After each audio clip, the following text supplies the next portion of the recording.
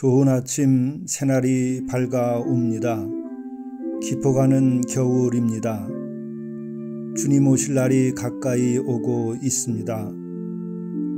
겨울은 고요히 머무는 시간입니다. 주님 앞에 조용히 머무는 고요가 함께 하시길 바랍니다. 함께 묵상하시겠습니다. 여호와여, 주의 장막에 머무를 자 누구 오며 주의 성산에 사는 자 누구 오리이까? 정직하게 행하며 공의를 실천하며 그의 마음의 진실을 말하며 그의 혀로 남을 허물하지 아니하고 그의 이웃에게 악을 행하지 아니하며 그의 이웃을 비방하지 아니하며 그의 눈은 망령된 자를 멸시하며 여호와를 두려워하는 자들을 존대하며 그의 마음에 서운한 것은 해로울지라도 변하지 아니하며 이자를 받으려고 돈을 꾸어주지 아니하며 뇌물을 받고 무죄한 자를 해하지 아니한 자이니 이런 일을 행하는 자는 영원히 흔들리지 아니하리이다. 자비로우신 주님, 저희를 택하사 오늘 이 말씀처럼 저희들이 주의 장막, 주의 성산에 머무는 자 되게 하시옵소서. 우리 주 예수 그리스도의 이름으로 간절히 구하옵나이다. 아멘.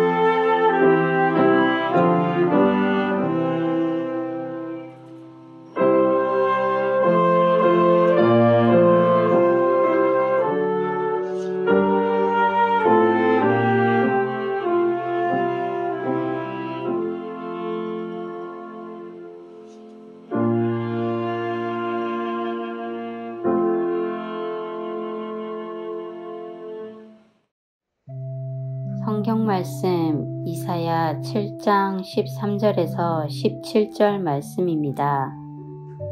이사야가 이르되 다윗의 집이여 원하건대 들을지어다.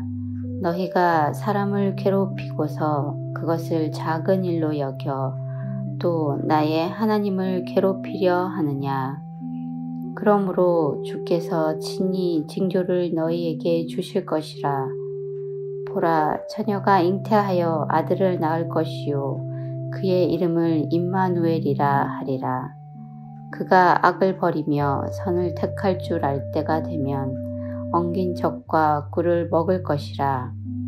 대저 이 아이가 악을 버리며 선을 택할 줄 알기 전에 내가 미워하는 두 왕의 땅이 황폐하게 되리라. 여호와께서 에브라임이 유다를 떠날 때부터 당하여 보지 못한 날을 너와 내 백성과 내 아버지 집에 임하게 하시리니 곧 아수르 왕이 오는 날이니라. 이것은 하나님의 말씀입니다.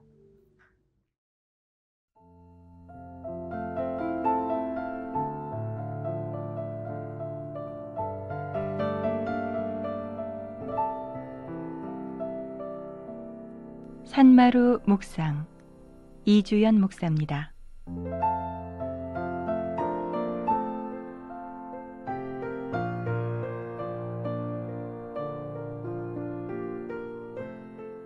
어느 날 종교개혁자 깔뱅은 이탈리아에서 스트라스버그로 가는 길에 그의 친구 윌리엄스 페넬을 만나기 위해 제네바에서 잠깐 머물게 됩니다. 이때 친구 페넬이 제네바에서 종교개혁 운동을 하자고 제안하게 됩니다. 하지만 당시 깔뱅은 훌륭한 학자가 되려고 꿈을 꾸고 있던 때였습니다. 그러나 친구가 권유할 때에 종교개혁은 타당하고 절실한 것이기에 그것이 하나님의 뜻이라 여기며 제네바에 머물면서 종교개혁 운동에 참여합니다. 하지만 깔뱅은 너무나도 엄격하고 철저한 사람이었기에 많은 사람들의 반발을 사게 되어 결국 3년 후 제네바시 의회의 결의로 추방되고 맙니다. 이때 깔뱅은 아무도 원망하지 않았습니다. 불평도 하지 않았습니다. 그러나 제네바시 의회는 3년 후 깔뱅과 같은 철저하고 신실한 사람이 필요하다고 생각되어 그를 다시 부르게 됩니다. 이때에도 깔뱅은 그것이 하나님의 뜻이라 여기며 받아들입니다. 깔뱅이 지닌 이러한 신실함은 모든 환난과 역경을 이겨내고 종교개혁을 성공으로 이끌어 중세기 역사를 바꾸어 놓습니다. 깔뱅의 이러한 태도에서 신실한 종의 모습을 봅니다. 하나님의 신실한 종은 자신의 작은 자존심에 의존하지 않습니다. 언제나 하나님의 큰 뜻을 묻고 그 뜻에 순복합니다.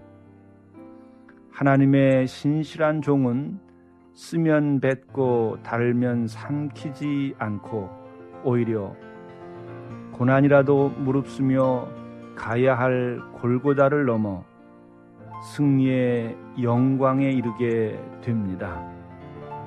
하나님의 신실한 종은 자기의 영달을 구하지 않고 하나님의 영광을 구합니다. 이러한 신실함이 바로 하나님께서 가장 좋은 당신의 손과 발로 택하는 조건이 되는 것이며 그러한 일을 통해 하나님께서는 인간의 역사를 변화시켜 왔습니다. 그리고 하나님의 뜻을 성취해 나가고 계십니다. 산마루교회 이주연이었습니다.